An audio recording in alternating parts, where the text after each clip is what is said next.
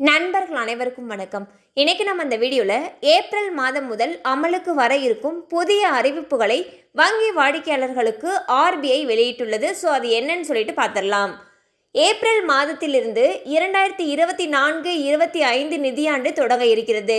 இதனால் பல்வேறு புதிய விதிமுறைகளை பிரதமர் மோடி தலைமையிலான மத்திய அரசு அமல்படுத்த இருக்கிறது.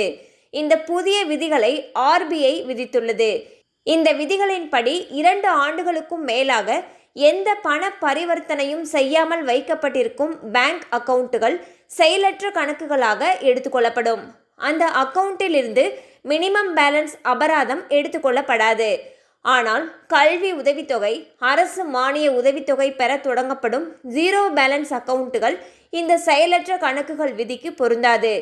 அது மட்டுமல்லாமல் அந்த செயலற்ற கணக்குகளை மீண்டும் ஆக்டிவேட் செய்ய வங்கிகள் மூலம் எந்த ஒரு கட்டணமும் வசூலிக்கப்படாது. இந்த விதிகளை பின்பற்ற அனைத்து வங்கிகளுக்கும் சில மாதங்களுக்கு முன்பே அறிவுறுத்தப்பட்டுள்ளது. ஏப்ரல் 1ஆம் தேதி முதல் அமல்படுத்தப்பட உள்ளது.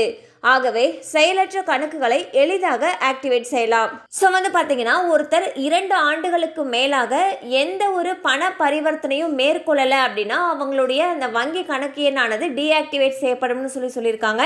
அண்ட் டீஆக்டிவேட் செஞ்சுட்டா அதை மீண்டும் எளிதாக ஆக்டிவேட் பண்ணிக்கலாம்னு சொல்லியிருக்காங்க.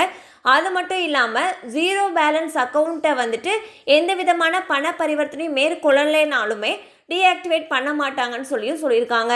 கண்டிப்பாக இந்த அப்டேட்ஸ் உங்களுக்கு பயனுள்ளதாக இருந்திருக்கும் நம்புகிறோம். மேலும் இது போல் அப்டேட்ஸ் உங்களை உடனே ரீச் ஆகணும்னு நினச்சிங்கன்னா நம்ம சேனலோடு தொடர்ந்து இணைந்திருங்கள். தேங்க்யூ ஃபார் வாட்சிங்.